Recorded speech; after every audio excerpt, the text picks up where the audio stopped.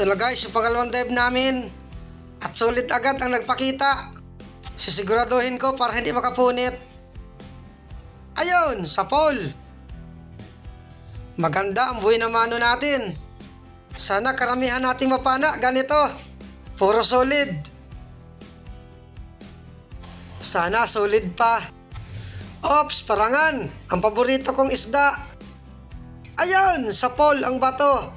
Inilagan ng pana ako. Ayan, tinamaan din. May lumabas na malaking surahan. Yari ka. Ayun, gitik. Ito yung surahan na. Kung tawagin dito sa amin, surahan na maparaat. Masarap itong dinadaing. Makapal ang laman nito. Hanap ulit tayo. Ops, pusit. Ayun, sa pool. Calamares ang masarap na luto dito. Kahit anong luto, malasa ito. Dandahan lang tayo ng langoy para makita yung nagkukulay na bato na kulambutan. Oops! Kulambutan nasa ilalim. Kulay bato. Yari ka. Ayun! Gitik! Hindi pala. Kala ko gitik. Marami talaga nagkakamali sa maling akala. Good size na ito. Ito, legleg or kauser. Aray! Hindi tinamaan.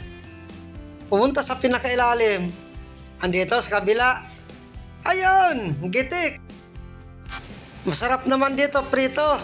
Iginigisa sa gulay. Sa kawali pala. Maganda at malinaw na dito sa dati nating spot. Hoy! Kulambutan! Yari ka! Ayun! Gitik! Good size na ito. Estimate ko, kulang-kulang 2 kilo. Thank you, Lord. At nadagdagan pa ang kulambutan. Kwartang linaw na ito.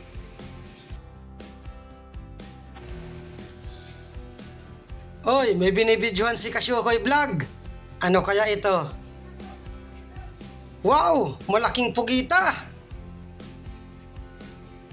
Palabasin ko.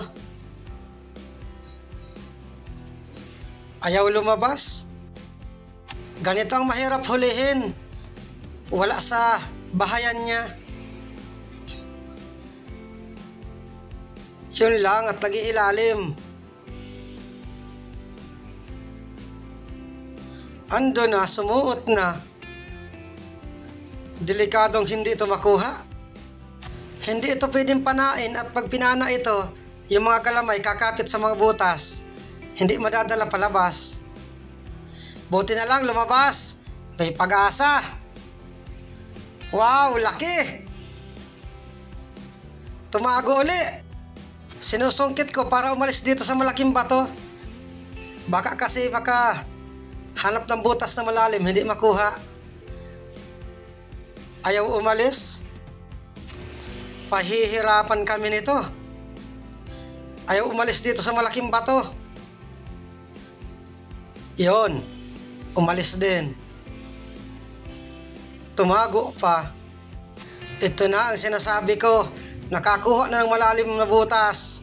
Aray, ando na. Sayang nito kapag hindi makuha. Hanapan ko dito sa kabila. Baka may butas dito. Wala. Balikan ko. Sinusungkit ni Kasyukoy. Andito. Buti at lumabas uli. Sana wag magdire-diretso sa pinakamalalim na butas. Sige, labas na. Mahal pa naman ang pugita. 210 ang kilo. Ando na kay Kasyukoy. Oops, aso. Ay, hamon lang mga aso ito. Sininyasan ko si Kasyukoy na kapag lumabas, panain na. Andun, tinamaan. Para hindi na makasuot sa malalim. Nagpipilit na pumasok sa butas. Ito ang problema kung paano ito madala sa labas. Pinahirapan kami ng pugitang ito. Andito na sa kabila. Hindi siya makabante at tuhog-tuhog ng pana ni Kasyukoy. Ang pana ni Kasyukoy may sima kaya hindi siya makaalis. Tinututukan ko ng pana kaya lang baka lalong hindi makuha. Ito na ang problema. Pinahirapan na kami. At sininyasan ko si Kasyukoy na bitawan na yung pana para makalabas dito sa kabila. Hindi naiintindihan at ito hawak-hawak pa niya. Kapag binitawan ito ni Kasyukoy, kuha ko ito dito sa kabila. Ang problema, hindi naiintindihan yung sinyas ko. Oh, hindi siya madala. Malaki ito. Estimate ko mga 3.6 kilo. Paano kaya makuha ito?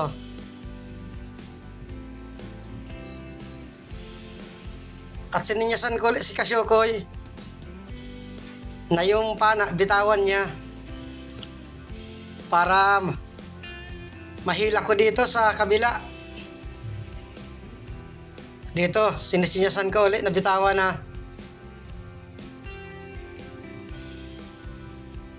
Hindi pa rin naiintindihan yung sinyas ko. Hawak pa rin. Hindi binibitawan. Ito, binitawan na. Kaya nahila ko na dito sa kabila.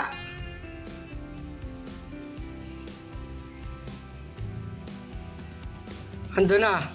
Nadala na yung pana niya. At kung hindi binitawan, hindi namin ito makukuha.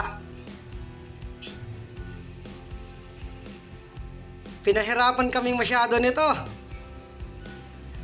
Matagal bago nakuha. Thank you, Lord. At may pandurudugtong na kami. Malalaki na ang pugita ngayon. Bihira na ang maliit. Hindi ka na makakaalis dyan. Nasa labas ka na. Ayun, manok. Sana may kaasawa pa ito. Dandahan lang tayo. Hoy, kulambutan! Malaki! Yari ka! Ayun, sapol!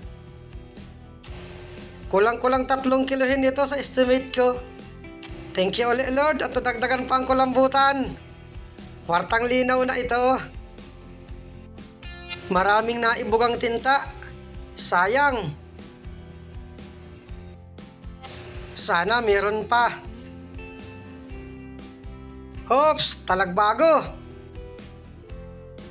Ayun, gitik. Pag ganitong malamig na ang tubig, kulambutan at pugitan na lang ang pag-asa. Mga isda, madalang na. Oops, kulambutan. Good size na ito. Paalis na. Yari ka. Ayun, gitik. Estimate ko nito 2 kilohin. Hirap ng walang dalang timbangan. Puro estimate na lang ang nangyayari. Hanap ulit tayo at baka meron pa. Ito, may matang pusa. Nakatalikod pa. Hirap sipatin. Ayun, sapol. Matang pusa or vegan kung tawagin dito.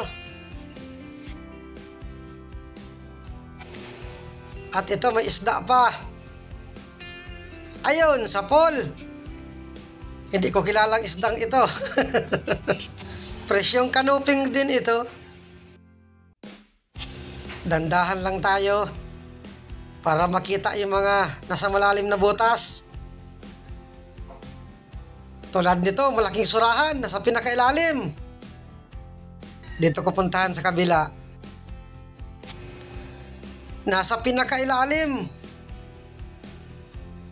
2 guma ang gamitin ko para sigurado.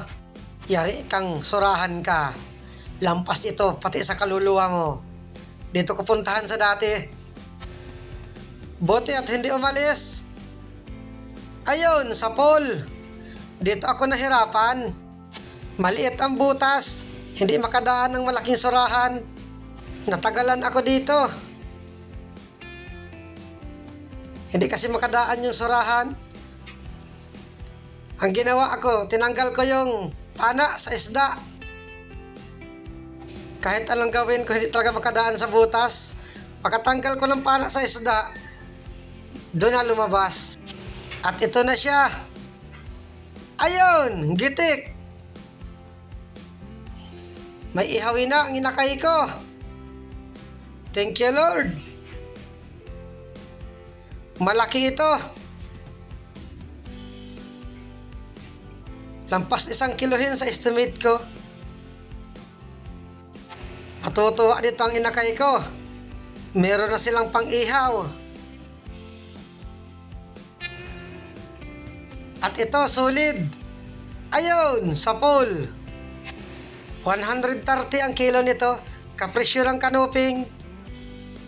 Dandahan lang tayo para walang malampasan. Oy, kulambutan. Maliit pa ito. Kukunin ko pang ulam. Ayun, gitik. Calamares or adobo sa gata. Ang masarap na luto dito.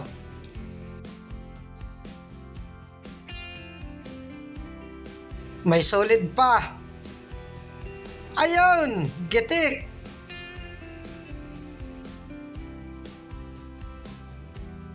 Kupa pa naman sana. Oops! Bibiya or lipstickan. Ayun, gitik. Dagdag ihawin ang inakay ko. Wala nitong payat. Lahat matataba. Nasaan na kaya ang iba nito? Hoy, may napanang kulambutan si Kasyukoy. At malaki. Nagitik. Tingnan natin ang huli kung marami na. Ayos ang huli ni Kasyukoy, may 2 kulambutan. At nag-akyat na rin kami sa bangka. Ay! Pagyo na naman! Buti na lang at nagkakulambutan pa.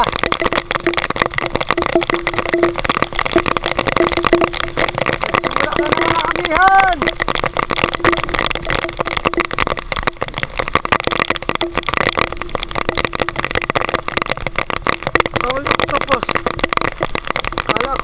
Makukuha no? Malaking pagkita. Buti lang at lumabas. Guys, mauwi na kami. Lakas na naman ang ulan.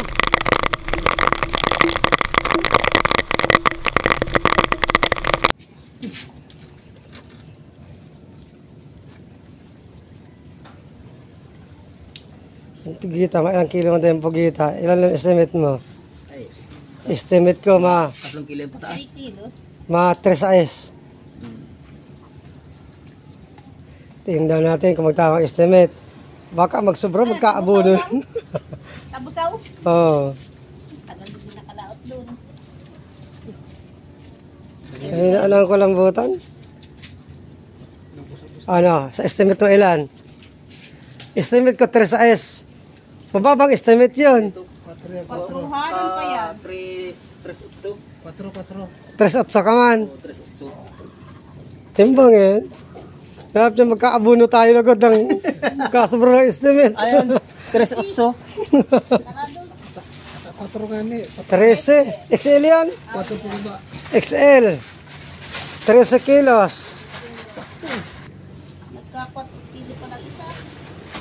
4 na piraso ano? 13 kilos siya. Tapos pag na-yelo mo, magiging 15 kilos. Ikip man ang baon ko dyan.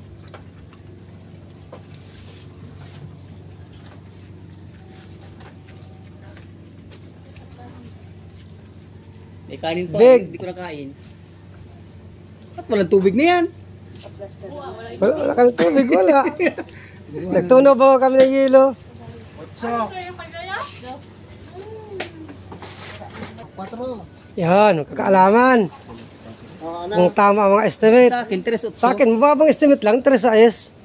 Estimate ka sobra.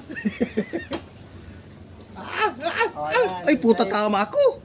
7. 4 kilos. Marami man kayo. Maganda yung mababang estimate at pag napasobra, mag-aabuno tayo niyan. Hindi mo ako, hindi nakabuno. Pusit. Saradong 4 kilos. Nakulam. Lumot. 1 kilo. Ano? Ha? Eh, wala, kita man yan dyan kung ano. Napusi. 3 ba gayon? Dapat pala may ano dito. 3 yung pusit. La. 2 na lang. Baka ko nakasiksik lang yun doon sa kulambutan. Baka kasakot sa kalambutan.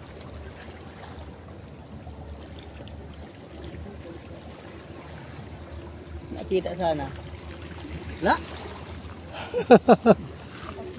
Tingnan natin itong kita sa 2 tib kagabi. Aba, ayos naman. 6,566. Thank you kay Lord at may panibago uling pandurudugtong.